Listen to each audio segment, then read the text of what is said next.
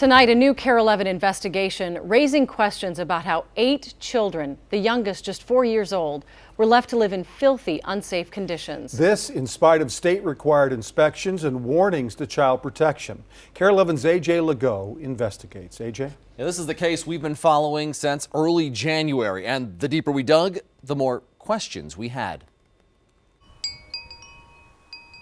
On 15th Avenue South, tucked away in a quiet suburban Richfield neighborhood, sits a little green house. From the outside, it looks much like its neighbors. Ordinary, unremarkable, but in this case, deceiving. It was a hellhole. A hellhole. Of a hellhole, yeah. 20-year-old Andrew Davies grew up inside the home, a place neighbors drove by, but few outsiders were ever allowed in. No kid should have to suffer through that at all. Andrew was the oldest of 8 special needs children, all fostered and adopted by Betsy Davies and her adult daughter Erin. A blended family that, on the surface, seemed like the Brady Bunch. And none of them ever said a word. Even close family friend Jessica Ballantyne says she had no idea that behind the closed door and Christmas wreath, for the Davies children, life was not so pretty. I feel very foolish that I didn't discover it sooner. The happy family image was shattered in mid-January. Betsy Davies had died a few weeks earlier.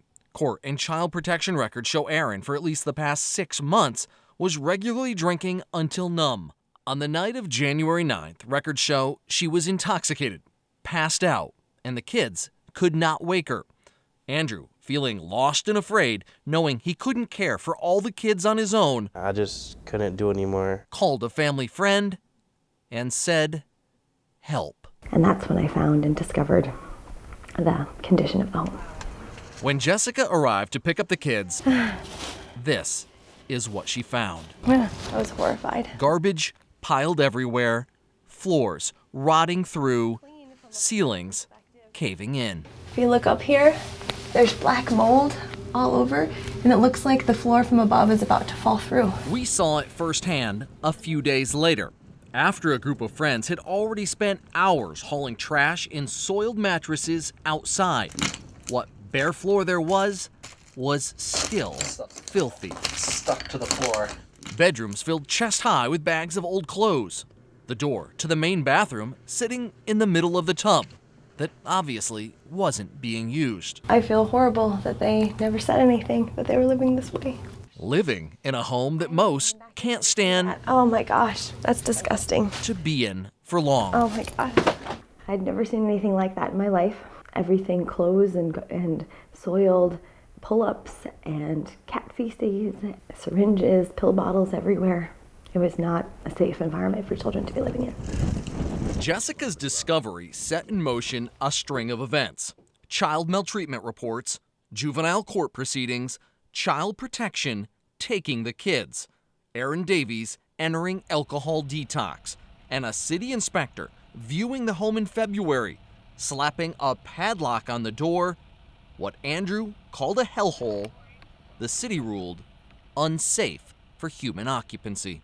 It raises the question, just how long has it been this way? Our investigation uncovered evidence that shows the kids could have and probably should have been helped much sooner. What we discovered is an apparent complete breakdown in the system by state and county workers whose very job it is to ensure the vulnerable children taken into this home by the Davies were healthy and safe. This system, in my opinion, has damaged these kids as much as the people they lived with. This woman, who asked we not show her face, says she used to be close with the Davies family. It's just so sad. And the conditions inside the house, And that was years ago. had been that way for years. I had found one of the cats that had been missing for a while. She describes scraping that long, dead cat off the floor of a child's bedroom. And I had to scrape it up off of the floor, and that was the most horrific thing I've ever done.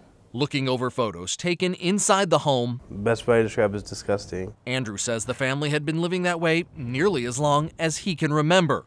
He lived in a bedroom at the back of the basement. How did you get back to your down the stairs and back to your bedroom? Climb over stuff, or I would clean like a pathway to my room. You actually had to climb over stuff just to get down to your bedroom? Yeah. And what's even more alarming, friends say Hennepin County Child Protection was warned about it years ago. you made reports to Child Protective Services? I have in the past, yes. This is one of the issues that you brought up when you got a hold of CPS? It is. It is. And that was years ago. Years ago. And it's exactly the same. This letter shows that someone else made a report to Hennepin County Child Protection in 2010, alleging a child was maltreated.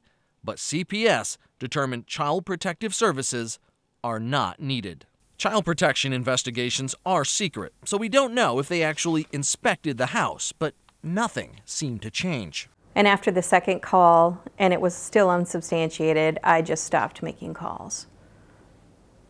I didn't feel like it was going to get anywhere anyway. And we discovered Hennepin County Child Protection is not the only government agency to drop the ball. Because the kids have special needs, they qualified for Minnesota's Personal Care Assistance Program, run by the Department of Human Services. That paid tens of thousands of dollars to the family. State law requires a qualified professional visit the home twice a year. Their job, to ensure the kids' health and safety needs are met. What's more, a Hennepin County public health nurse also is required to visit the home each year to do an assessment. This is a copy of the assessment done for Andrew Davies last July. A nurse wrote, he's living in a neat and clean home. I wonder if they were at the neighbor's house. Because I don't understand how that report could have been made that way. So just how did Child Protection, the State Department of Human Services, and a county health nurse keep missing something as obvious as the condition inside this home? Did they ever send anybody into the house to look at the house? Yes, but we would only go in the living room. Andrew says Betsy and Aaron would clean up the front living room just enough to be acceptable and close doors leading to the rest of the home. Nobody ever went past the living room? No. The nurses would come and they never saw your bedroom, they never saw the bathroom, they never saw the kitchen? No, never. Why not? I don't know, that's a good question. Yeah, this case raises lots of questions, not just about Hennepin County and the state's failure to protect these children, but also about what appears to be hundreds of thousands of dollars worth of fraud that taxpayers were funding. We're going to have that part of our investigation tomorrow night.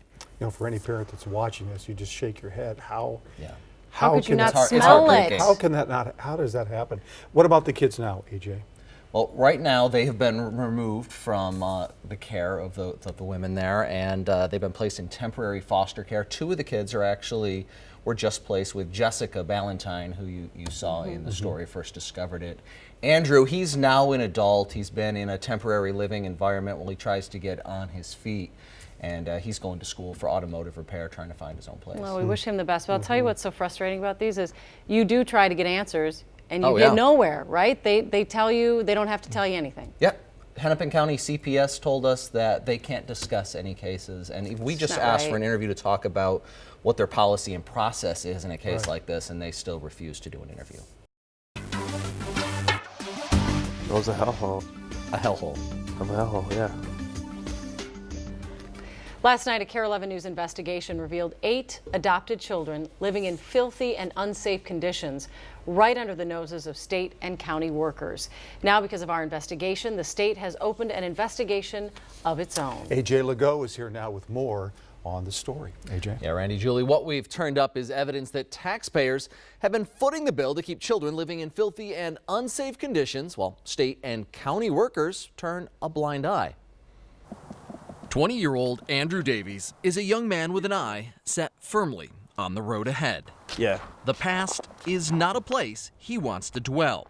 And I want to move on. But Andrew's past is now at the center of a state investigation into Medicaid fraud. We're going to be investigating this more. Launched when KARE 11 presented evidence to Jerry Kerber, the Inspector General for the Minnesota Department of Human Services. Well, this is interesting. KARE 11's investigation has turned up evidence that taxpayers have been footing the bill, while local and state officials missed warnings that Andrew and the other children were living in horrific conditions. No kid should have to suffer through that at all. To understand what Andrew suffered, you have to know about the home on 15th Avenue South in Richfield he grew up in. It's embarrassing as hell. Last night, we showed you the conditions where Andrew and his blended family of 7 younger adopted children lived.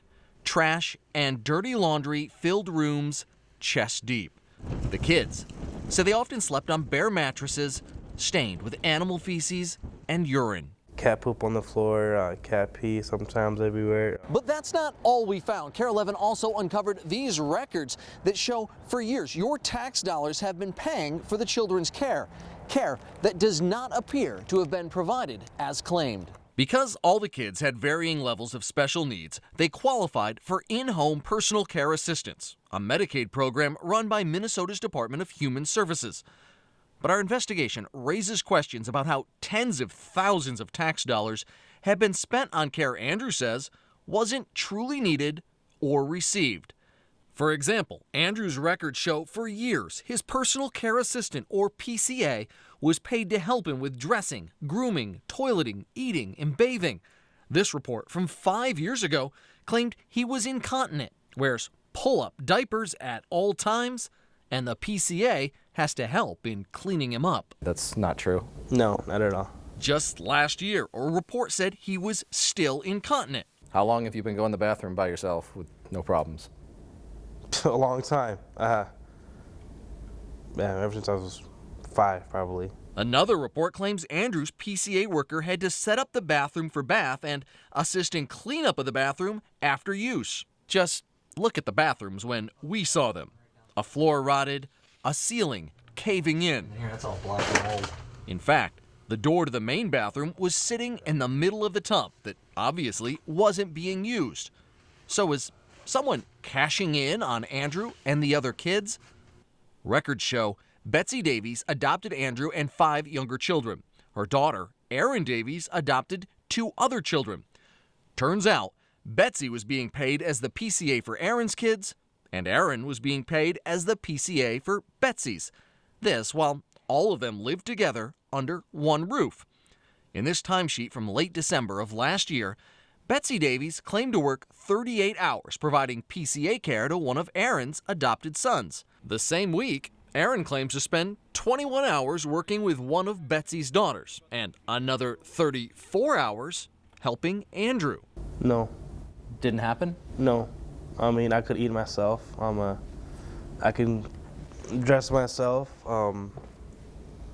Yeah, I did it on my own. How many hours a week would you say she was helping the kids, helping you? Once, probably every 2 weeks. Juvenile court records filed in January seem to back up Andrew's claim. They say Erin regularly drank until numb, to the point of passing out, often leaving Andrew, the boy who supposedly couldn't even go to the bathroom by himself, in charge. Family friend Jessica Ballantyne discovered the truth about the house when Betsy Davies died in early January. With Erin passed out drunk, Andrew called Jessica asking for help. Oh my God. What she found turned her stomach. That's also horrifying, right? To know as a taxpayer that I was paying for these children to be living this way. So was Erin Davies and her mom billing taxpayers for hours they didn't work? Wanting answers, we tried calling and emailing Erin Davies without any luck. Excuse me, Miss Davies. From KARE 11, we want to ask you some questions about the PCA hours you claim you were working. So we tracked her down. Were you lying on those timesheets, or were you actually working those hours? She didn't say a single word. But Jerry Kerber, the man at DHS whose job it is to investigate PCA fraud, had plenty to say when we showed him the results of our investigation and played for him Andrew's allegations. Bathing, eating. No. Didn't happen? No. Looking at what we've just showed you, does this look to be like a serious problem? There certainly are some inconsistencies that need to be sorted out, and we will proceed in doing that. Our investigation discovered this is not an isolated case. Fraud runs rampant in the taxpayer-funded PCA program, and it's been a problem for years. At $600 million a year, PCA funds make up just 7% of Minnesota's Medicaid budget, but constitute 43% of Medicaid fraud investigations. Joel Alter works in the Minnesota office of the legislative auditor. Found some pretty significant problems in the program at that time. He authored a report in 2009 that found the PCA program was unacceptably vulnerable to fraud and abuse and lacks sufficient state oversight and accountability. One of the problems he highlighted, few spot reviews of randomly selected PCA agencies like About You Inc. That's the company that was supposed to supervise Aaron and Betsy. But our investigation found 6 years later, DHS is just starting those random audits. You said you're initiating the random audits. When do you expect to start that? We're starting that this month. Meanwhile, Andrew and the other Davies kids are left to wonder, why didn't Child Protection intervene when they were warned? Why didn't the Davies PCA agency notice problems? And how could a public health nurse who visited last summer possibly report to DHS that they were living in a neat and clean home? The same home recently found unsafe for human occupancy. Something definitely could have been done earlier. Yeah, Erin Davies, she's not facing any charges, but as you just heard, DHS tells us they have opened an official investigation based on the evidence that we showed them. Hennepin County also responding tonight, sending me a statement that reads in part, we at Hennepin County understand and share the public outcry over allegations that vulnerable children in Hennepin County or anywhere have lived in such deplorable conditions. Whenever such allegations come to light, we step back to look at our response and practices and take what we learn to make improvements in our protective services system. Amazing story. Yeah. What about these kids? I mean, what's next for them? That is really the million-dollar question, Randy. Right now, Erin Davies is trying to regain custody of at least the 2 children that she adopted. Now, the court's trying to find home to place all of the kids in. They view themselves as a family unit, even though they're all adopted, but they've lived together for years. But finding one home to place them all in is certainly a difficult task. Andrew, as we told you last night, is trying to get on his feet, get his own place. He's going to school for automotive repair. Well, it breaks your heart when you see these stories, and sadly there's a fear that there's so many more. We always hear the complaints that the agencies are underfunded, they can't possibly watch all these children. At the same time, there seems to be some sort of absolute neglect of actually doing people's jobs. Yep. What is the answer? I mean, sometimes you do investigations and the answer seems like this is what we need to do. This one is tough. We saw the state auditor did have a number of recommendations for DHS to look at with this PCA program that clearly has a number of issues with fraud, and not all of them have been put in place 6 years after that audit was done. And DHS, as you saw, tells us they are initiating some additional ones and putting more resources towards this problem. Well, we know you'll stay on top of this, and if there's any updates, you'll bring them to us. That we will. Thank you, AJ.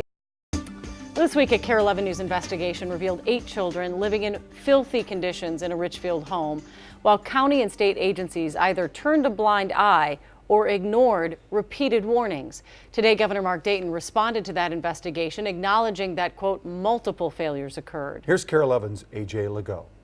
And so I thank KARE 11 for dramatizing this and bringing it to everybody's attention. What has Governor Dayton's attention is a story that went untold for far too long. No kid should have to suffer through that at all. It is in large part Andrew Davies' life story. A life lived in a Richfield home with 7 other younger adopted kids where conditions were, in the words of the governor after viewing KARE 11's reports, horrible, awful, and a breakdown in the system. Anytime there's one child or one family that's caught in that kind of just horrible situation, is one too many, and means that there are multiple failures. Multiple failures, including Hennepin County Child Protection not taking action despite multiple warnings that the kids living in the home were at risk. And after the second call, and it was still unsubstantiated, I just stopped making calls. I didn't feel like it was going to get anywhere anyway. Failures, including a state-funded personal care assistance agency tasked with ensuring the kids' health and safety needs were being met, never raising a red flag about conditions in the home that has since been ruled dangerous and unfit for human occupancy. It was a hellhole. A hellhole. Of a hellhole, yeah. Failures including a Hennepin County public health nurse on a mandated home visit just last summer describing this house as a neat and clean home. The bathroom up above is coming right down through the ceiling here. You don't want to stand in here, that's all black and old. Failures to ensure the kids were receiving the taxpayer-funded care that Erin Davies and her now deceased mom Betsy, who had fostered and adopted all the children, were being paid for. Were you lying on those timesheets, or were you actually working those hours? The fact that they reached the level of just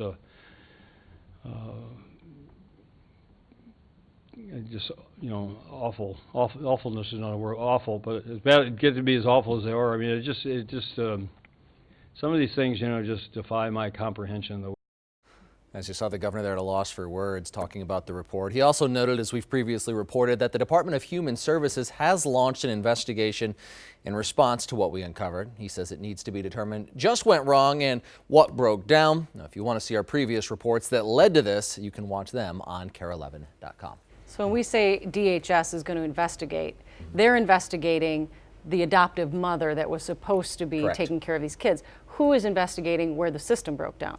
At this point, no one. DHS is investigating this individual case of potential fraud, and there could be serious consequences if that happened, because it would be a felony to steal even $1 of PCA funds, because it's Medicaid and it's part federal dollars, part state. But no one's looking at the breakdown in the system that we know of right now that involves child protection, it involves public health in Hennepin County, it involves DHS looking at the system as a whole. So, and part of the problem, you said, is there's so many different there's agencies. so many moving parts, all involved in one thing, and no one's looking at the big picture on this. Yeah. I think it fails Minnesota, frankly. Children shouldn't have to live that way. Minnesota Attorney General Lori Swanson today responding to KARE 11's reports showing the horrific conditions 8 adopted children were forced to live in inside this Richfield home. You don't want to stand in here, that's all black and mold. After seeing these images, Swanson says Hennepin County needs to be investigating just what was going on in this home. I hope they are, and they should be, because the conditions in which these kids were living, based on the video I've seen, is absolutely deplorable. Where the Attorney General says her office is taking action. We're taking it very seriously. And is giving a good hard look at Medicaid funds paid out by the Department of Human Services through the Personal Care Assistance, or PCA program, to Betsy and Aaron Davies for care of the children they adopted. Prosecuting this state video, which all new PCA providers are required to watch, makes clear PCA fraud is no joke. That falsely reporting hours on your timesheet is a felony. Theft of $1 of public funds is a felony. In this timesheet from late December of last year, Aaron Davies claims to spend 21 hours working with one of her adopted sisters and another 34 hours helping her adopted brother, 20-year-old Andrew Davies, with basic things like dressing, grooming, bathing, and eating. What do you think seeing that? Shocking. It's actually kind of funny because it didn't happen. Didn't happen? No. I mean, I could eat myself. I can dress myself. Yeah, I did it on my own. Payroll records obtained by KARE 11 show Aaron, through her employer, About You Inc., billed taxpayers for 108 hours of care for Andrew last June alone, including 12 hours on June 24th. The same day, former friends say Aaron took an evening flight to Vegas with them. Any idea what was being done for all the PCA money that she was being paid?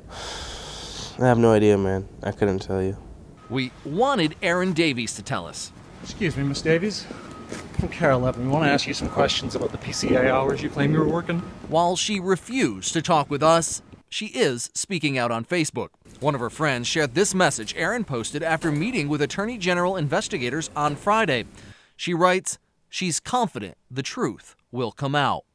While Swanson won't discuss specifics of their investigation, she says they're reviewing all the facts. we're going to move it forward as quickly as we can, and we'll take whatever action is appropriate after it concludes.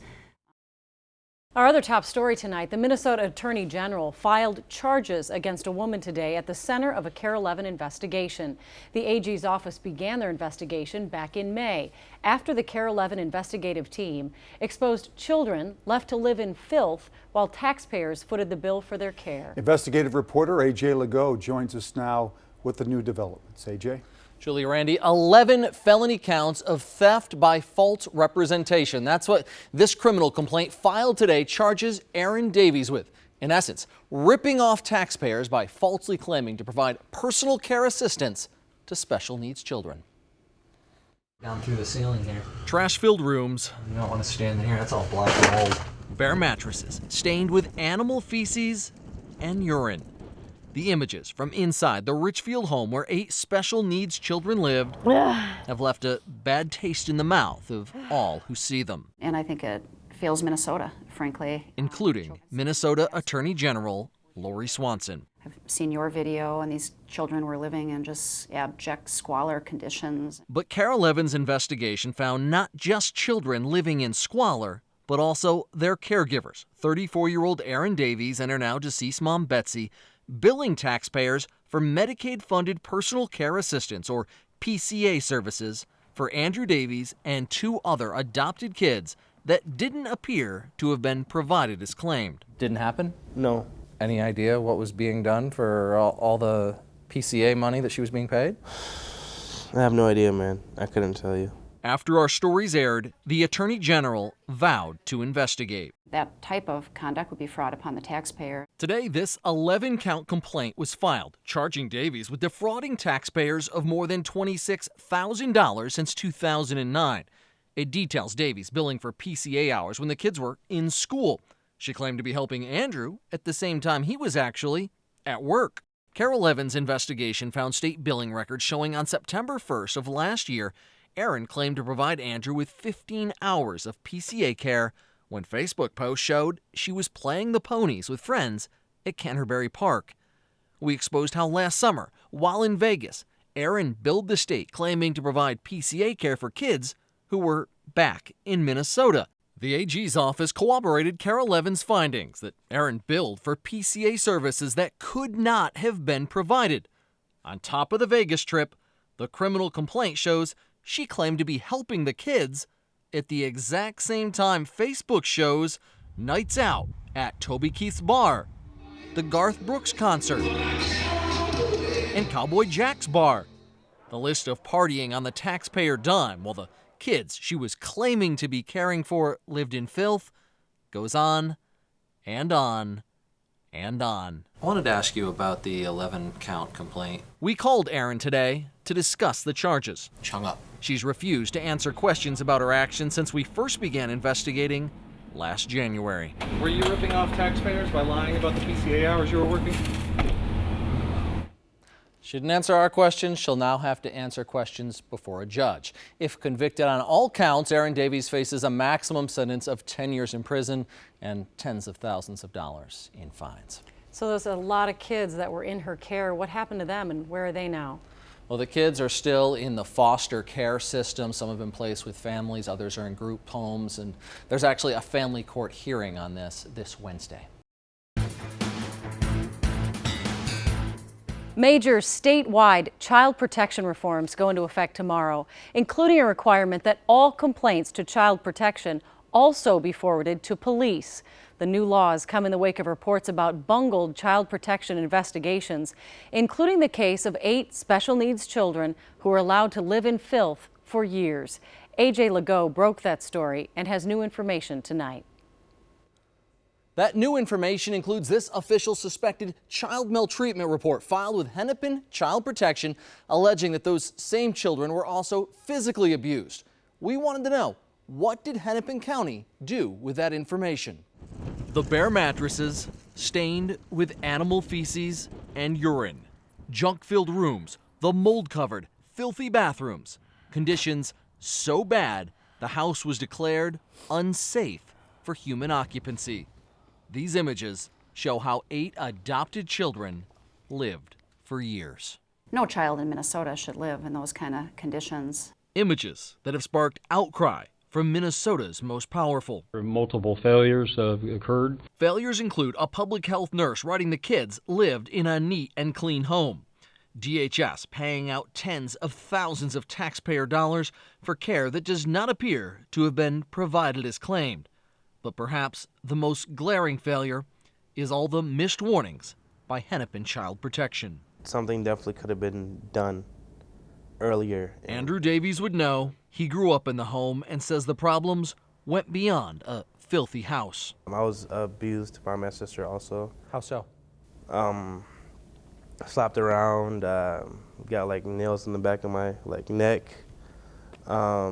Even got thrown down the stairs one time. Back in February, Andrew filed this child maltreatment report, claiming his adopted sister, Erin Davies, mother to 2 adopted kids and state-paid caregiver for the others, physically abused most of the children, throwing a bucket of hot cleaning water at them, clawing their necks, slapping them across the face, not giving the kids their medications, and using them herself. Pretty rough stuff. Yeah, pretty rough stuff. Andrew's report was far from being the first time CPS was warned the kids were at risk. This letter shows that someone else made a report in 2010 alleging a child was maltreated, but CPS determined Child Protective Services are not needed. And before that, there were others. You made reports to Child Protective Services? I have in the past, yes. This woman who asked we not show her face is a mandated state reporter, meaning she's required by law to report abuse she sees. She claims to have made several official child maltreatment reports, including once after scraping a long dead cat off the floor of a child's bedroom. It's dead animals, it's animal feces, human feces, it's so much more than you could ever just think of. She says her warnings were ignored. They're not doing their due diligence? No. Child protection records aren't public, so it's hard to know what happened behind the scenes. But Hennepin County tells us if a report is screened in, meaning open for investigation, it's automatically forwarded to local law enforcement. So we went to Richfield, where the Davies house was located, and asked the police department a simple question. Did Child Protection ever forward any of those reports to them? The answer was no. That tells us Child Protection likely screened out all the reports, never bothering to actually investigate if the kids living here were in danger. State data shows Hennepin County, which received 15,500 child protection reports last year, screened out nearly 2/3 of them. Rex Holzimmer is Hennepin's Assistant County Administrator for Human Services. Were too many calls being screened out? I think most of us in the child welfare area would say that there were too many cases screened out over time. The county commissioned a recently completed report on their child safety system. It doesn't mention any specific cases, but concluded child neglect is a low priority, and reports of abuse and neglect are being screened out on questionable grounds. Holzimmer admits their underfunded, understaffed system has in essence been running a triage system. Neglect compared to a sexual abuse case or a physical abuse case, especially a gross physical abuse case, is going to fall to a lower priority. This is a statewide issue. A review of the most recent federal data shows that in 2013, more than 70% of child abuse reports were screened out in Minnesota without any protective action. That's the 3rd highest rate in the country. The issue of screened out CPS calls exploded onto the headlines last year following the death of Eric Dean, a little Pope County boy killed by his father's fiancée, Amanda Peltier. I probably slapped him a good 6 to 10 times. Despite 15 warnings that he was being severely abused, he had, scratches, like nail marks on his face, on his head, on his abdomen. Child Protection did not intervene. The picture of 4-year-old Eric Dean will haunt me for a long time. A special governor's task force was created to initiate reform. During a public hearing this spring, one of the cases brought up... This is a picture of where 4 girls were sleeping. The Davies house. The investigation did not include a visit to the home, even though the case involves reports of unsafe conditions in the physical home. Just one case out of countless where repeated warnings fell on the deaf ears of child protection screeners. Everybody dropped the ball on these kids, and that's just tragic. Next week, the Hennepin County Board plans to vote on adding nearly 100 new child protection workers and, as we mentioned, a series of new child protection laws that came out of the governor's task force go into effect tomorrow. That includes requiring child protection to share all abuse reports with police, not just the ones they screen in. Now, we also reached out to Erin Davies. She's not responded to our numerous attempts to discuss the abuse and other allegations with her. A Richfield woman facing fraud charges in the wake of a KARE 11 investigation appeared in court today for the first time. And we're learning Minnesota taxpayers will cover the cost of her legal defense. Investigative reporter AJ Legault has our continuing coverage. Back in May, we exposed children left to live in filth while taxpayers footed the bill, paying a Hennepin County woman tens of thousands of dollars for care that didn't appear to have been provided as claimed. After our reports aired, the Minnesota Attorney General stepped in, filing 11 felony fraud charges. Erin Davies appearing in Hennepin criminal court for the first time since KARE 11's investigation uncovered her billing Medicaid, claiming she was providing personal care assistance at the exact same time social media showed she was playing the ponies with friends at Canterbury Park, in Vegas, on vacation, and out at bars. The Attorney General's office confirmed KARE 11's findings and last month filed this 11-count complaint charging Davies with defrauding taxpayers of more than $26,000 since 2009. Today, we asked Davies about those charges. Ms. Davies, do you have any comment about these charges, saying that you were in casinos, in bars, and racetracks while still billing taxpayers? As you can see, she had nothing to say. You have no comment at all about these charges? Inside court, a judge ordered her to have no contact with any Medicaid recipients other than her 2 adopted children, who are currently in the custody of Hennepin Child Protection after they and 6 other kids were found living in a Richfield home back in January that was so filthy, the county ruled it unsafe to live in. Erin Davies was given a court-appointed attorney, meaning taxpayers are now footing the bill for her defense. She's due back in court October 1st. AJ Legault, KARE 11 News. We begin with a story we've been following now for nearly a year, involving a woman who was caring for adopted children living in filthy conditions. KARE 11's AJ Legault is here tonight with an update. AJ? Camille, earlier this year, we revealed how the children were left to live in filth while taxpayers footed the bill, paying a Hennepin County woman tens of thousands of dollars for care that could not have been provided as claimed. After our report aired, the Minnesota Attorney General stepped in, filing felony fraud charges that have now led to a guilty plea. Down through the ceiling here. It's an investigation that began. You don't want to stand in here, that's all black and old. Last February, when KARE 11 got a tip about special needs children left to live in filth while their caregiver partied it up on the taxpayer dime. Were you ripping off taxpayers by lying about the PCA hours you were working? As we began investigating Erin Davies, who, as you can see, refused to speak with us, we uncovered evidence she was billing Medicaid, claiming she was providing personal care assistance, known as PCA services, to 2 of her now deceased mother's adopted children at the exact same time social media showed she was in Las Vegas on a vacation, out at bars, and at a Garth Brooks concert. Erin's adopted brother Andrew is one of the kids she was allegedly caring for.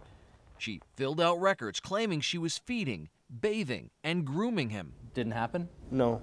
I mean, I could eat myself. I can dress myself. Yeah, I did it on my own. Any idea what was being done for all the PCA money that she was being paid? I have no idea, man. I couldn't tell you. Here's another example. When we analyzed state billing records, we found Davies was paid for 15 hours of PCA time for helping Andrew on September 1st of 2014. But the same day, Facebook post showed she was playing the ponies with friends at Canterbury Park. Ms. Davies, do you have any comment about these charges, saying that you were in casinos, in bars, and racetracks while still billing taxpayers? After seeing KARE 11's report, Minnesota's Attorney General vowed to investigate. That type of conduct would be fraud upon the taxpayer. Erin Davies just pled guilty in court to defrauding taxpayers of more than $63,000, faking her PCA timesheets since 2009. Her sentence? 150 days in the county workhouse. She was also ordered to pay restitution for the $63,000 she stole, but only at a rate of $50 each month. That means the 34-year-old will only pay back taxpayers if she lives to be 139 years old. But as our investigation exposed, taxpayers are not the only victims. This case is about much more than Medicaid fraud. The real victims? The foster children in her care, forced to live in a home so filthy and dangerous, it had to be condemned. And I think it fails Minnesota, frankly. The Attorney General lacks jurisdiction to open a criminal child abuse and neglect investigation. That's the responsibility of, in this case, Hennepin County, and so far they've failed to take that action. Camille.